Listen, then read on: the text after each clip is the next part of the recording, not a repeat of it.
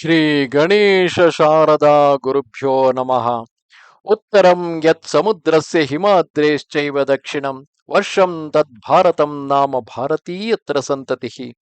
Welcome to all for this session on Skanda Purana to chapter 25 under the Kedar Khanda of Maheshwara Khanda. Since the previous couple of chapters, we are seeing the proposal of marriage between Girije and Shiva. Shiva blessed Girija. Shiva was pleased with the penance of Girija and assured her that he will going to marry her. Then he sent the Saptarshis for the negotiation with the Parvata Raja, the father of Girija, and finally the marriage was about to happen.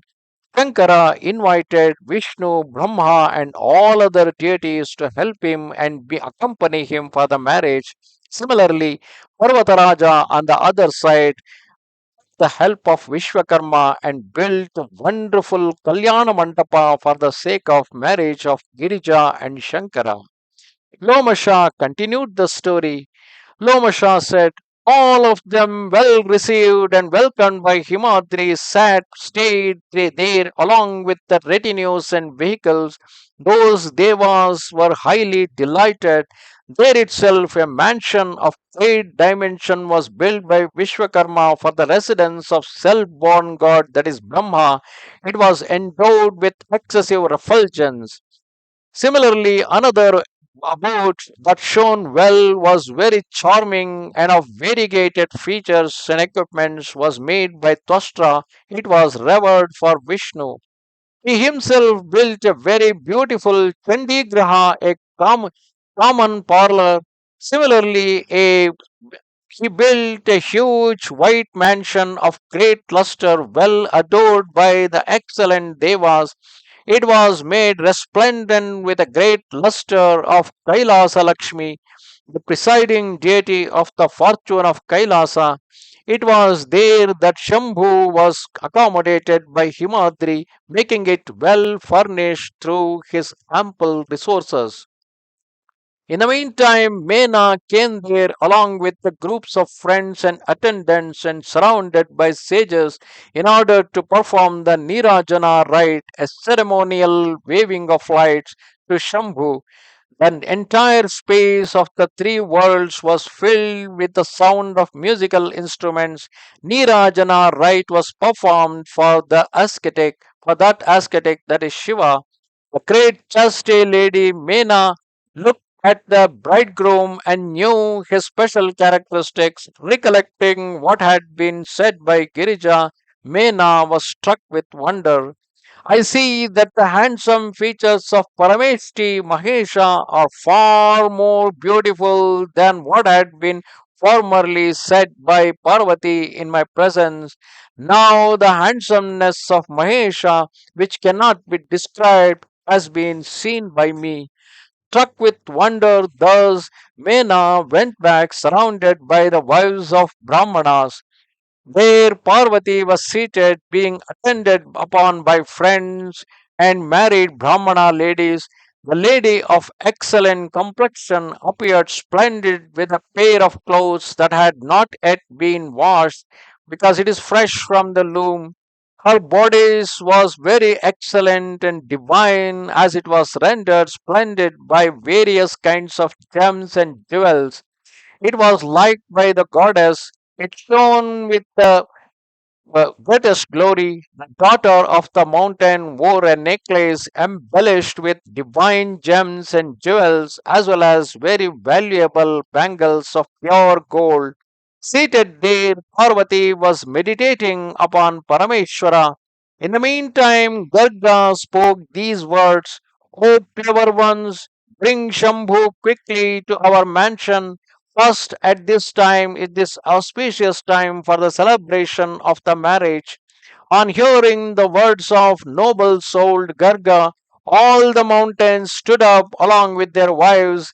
All of them were endowed with very great prosperity and affluence. They were well adorned and had auspicious things in their hands. Their wives too were well bedecked in ornaments. Those ladies with lovely, glossy eyes were holding many presents and gifts in their hands. The accompaniment of the sounds of musical instruments as well as the chanting of Vedic mantras, they came with their wives to the place where Lord Maheshwara was sitting surrounded by Pramathas and attended upon by Chandi. Shankara, the benefactor of all the worlds, was surrounded and accompanied by the great sages and groups of devas. On hearing the loud sound of the musical instruments, all the servants of Shankara suddenly got up along with devas and sages. Similarly, Ganas, accompanied by groups of yoginis, the Lord of Ganas of the same uniform splendor, and all the Gananayakas, the leaders of the groups of goblins, followed, keeping Shiva at the head. Groups of yoginis was very fierce with their shouts resembling the sound of buried drums. They had kept at their hard head the terrible Chandi who was adorned with great prosperity and magnificence. She wore serpent Karkotaka around her neck. She made a necklace of it. She wore scorpions and venomous reptiles like a padaka, an ornament on the neck. She wore as the ornaments of her ears, hands, and feet of the heroes killed in battle. She wore the heads of others as ornaments upon her chest. The hide of the tiger she wore like a cloth. She was accompanied by the circle of yoginis. She was surrounded by Kshetrapalas and Bhairavas. Similarly, she was surrounded by ghosts, goblins, and kapatas. Kapatas means the spirits in disguise. There were the exceedingly terrible groups, Veerabhadra and others, who had been commanded before by Shiva to destroy the yajna of Yaksha. So also were Kali, Bhairavi, the frightful Maya, Tripura, and the auspicious Jana, the cause of happiness and welfare. They, these, and many others of very fierce type were desirous of going, keeping Sadashiva at their head, surrounded by Bhutas and Pretas. On seeing all these, Janardana, the devotee of Shiva, said, Vishnu said, honor the great sages and immortal ones as well as Anasuya and Arundhati and keep them at the head of the procession. O Lord, keep Chandi to whom the guardians of quarters bow down very near to you. On hearing the words uttered by Vishnu, Sadashiva, the Lord of universe, laughingly said thus, O Chandi, be pleased to stay here itself till the marriage is completely celebrated. Oh, splendid lady, you know my feelings and emotions in the matter of what should be done and what should not be done. On hearing these words of Shambhu of unmeasured splendor, Chandi, who had become much infuriated with Vishnu, spoke. Similarly, all the other Pramathas said to Vishnu in great anger, whenever Shiva appears, we too are present there. O Lord, why were we prevented by you on this occasion of great festivity and happiness? On hearing those words, Keshava spoke these words directed towards Chandi, Pramathas, and others of same type. You have not been referred to by me. It does not behove you to be angry. On being told thus by him, all the Ganas of whom Chandi was the chief one resorted to an isolated place with burning sensations in their hearts at the statement of Vishnu. By that time, all the ministers of the Lord of Mountains came to Mahesha hurriedly, in great hurry with their wives. The sounds of five types of musical instruments and the loud sound of the chanting of Vedic mantras were heard. They were accompanied by ladies who were singing melodiously. They came Thus, to the place where Shambhu was seated, surrounded by everyone, they came with pots of water. Sadashiva was bathed. He was adorned with all ornaments by women who were singing auspicious songs.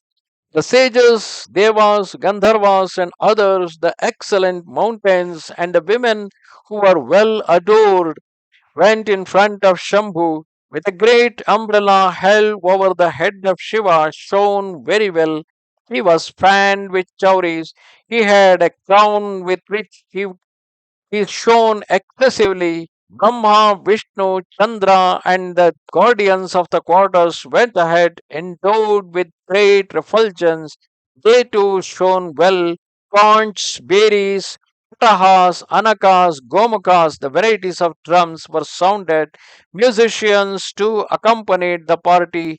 There was a great auspiciousness everywhere. The vaditras, the musical instruments, were repeatedly played in that great festival. Blessed Arundhati, Anasuya, Savitri, and Lakshmi were present there, surrounded by the matras, the means mother deities. Accompanied by them all, the sole kinsman of the universe shone with great refulgence. He was surrounded by the moon, the sun, the fire god, and the wind god, along with the excellent guardians of the quarters and the great sages. He was fanned directly by Pavana, the wind god. The umbrella was held aloft by Shashi, the moon god. The sun stood in front as lamp bearer. Vishnu, accompanied by Shri, remained at the side. Devas, accompanied by the sages, showered him with flowers, scattering them all around. Shambhu went towards the great mansion, the ground of which had been paved with gold and which appeared splendid with great prosperity. Worshipped by human beings, devas and danavas with great service and attendants, Shambhu entered that mansion. Shambhu, who arrived there, thus entered the Yagnamandapa, the hall erected for the purpose of the holy rite. Parameshwara was eulogized by Devas by means of songs of praise. The excellent mountain made Mahesha get down from the elephant. He was made to sit on a raised seat, and the great rite of Nirajana was performed by Mena along with her friends and the priest. Everything such as the offering of Madhuparka, etc., was performed there itself. Urged by Brahma, the priest, the Holy Lord performed various preliminary rites connected with a splendid and auspicious ceremony fit for the occasion. The slender bodied Parvati was seated on an altar inside the mandapa. She was adorned with all ornaments. Hara was directly brought there by Vishnu and Brahma. Persons beginning with Vachaspati began to look into the Lagna for the auspicious hour. Sage Garga was seated in the Ghatikalaya, the room where the water device called Ghatika Patra to know the exact time is kept. When the stipulated time was reached, Pranama was uttered, proclaiming Om Punya, auspicious, etc. Durga made the bride join her palms in reverence. Thereafter, Parvati took a handful of akshata rice grain and showered it on Shiva. Rudra was worshipped by her with curds, akshata, kushak grass, etc. Parvati, of beautiful face, was filled with great joy on looking at Shambhu, for whose sake a great penance, very difficult for others to perform, had been performed by the great goddess. The life giver of all living beings in the universe had been attained on account of that penance. Thereafter, the bull bannered great lord was told by Narada and other sages, beginning with Garga and Sanaka.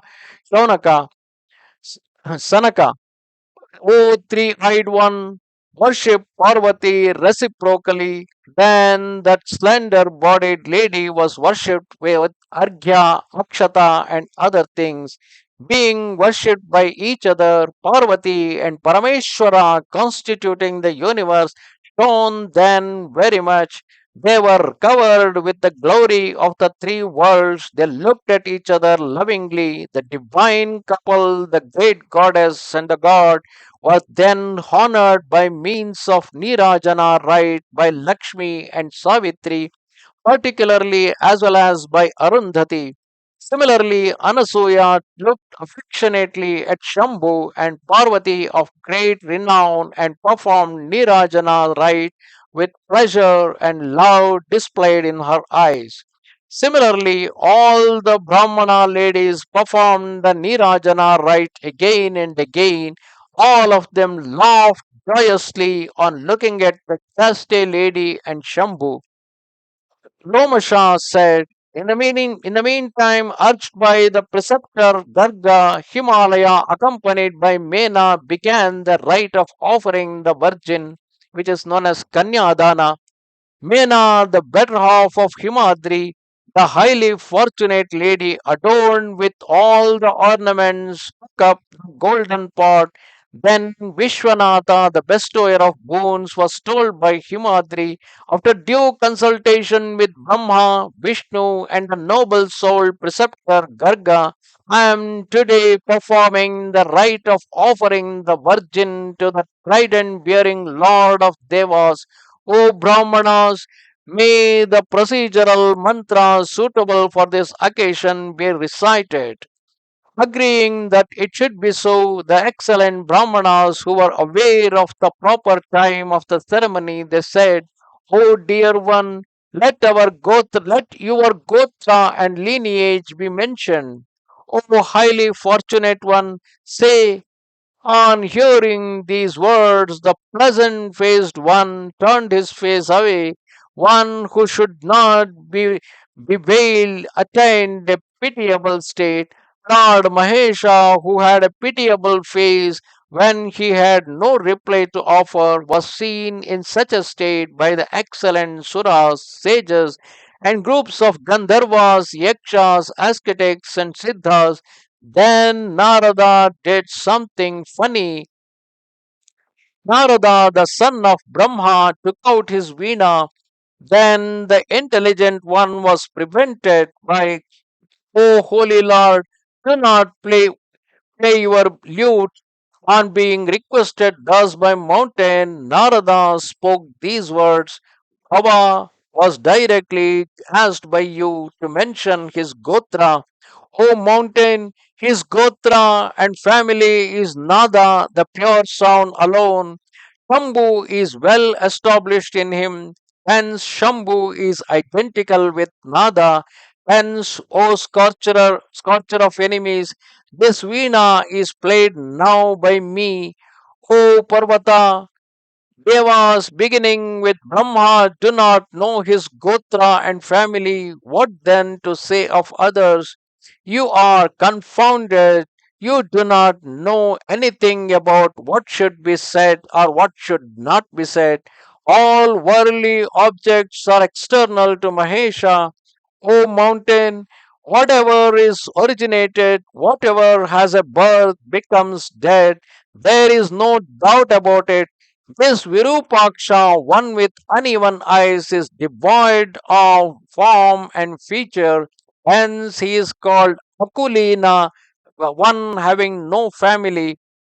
O excellent mountain, your son in law is undoubtedly one without the Gotra. No criticism or comment should be made in this matter by you who are very learned. All people do not know Hara. Why should I talk much on this? O Lord, even these sages are confounded, O glorious one, because they are ignorant of him. Brahma does not know this, and his head, the head of Parameshti, the great Lord. Vishnu went to the nether worlds, and that is the foot of the Lord. That means when Shiva form appeared in the form of a linga, it was Brahma who went to the heavens to see the head of that linga. Vishnu went to the nether world to see the foot of the Lord. But both of them did not see either of them. The whole range of the three world has been pervaded by that unfathomable linga. Understand this. What purpose is served by this? That linga was certainly been perpetuated by this daughter of yours, O Himalaya. How is it that you do not know exactly, O great mountain, this universe is created by these two, Parvati and Parameshwara. It is sustained by these two. On hearing these words of noble soul Narada, all of them, the chief of whom was Himadri, and at whose head was Indra, became surprised in their mind, and they said, well done, well done. On realizing the majesty of Ishvara, all those clever ones, means the sages, became overwhelmed by surprise. They spoke to one another. The sages said, it was at this bidding that this wide world was born. This is greater than the greatest being of the form of self consciousness. Everything becomes the object of the imagination of Parameshwara, who is independent. This noble souled one has the three worlds of his own form for his own form. Thus ended chapter 25 of the Kedar Khanda in Maheshwara Khanda under Skanda Purana. Namaste Sharada Devi Kashmira Puramasini Swamaham Prarthaye Nityam Vidya Danancha Dehime. Goodbye.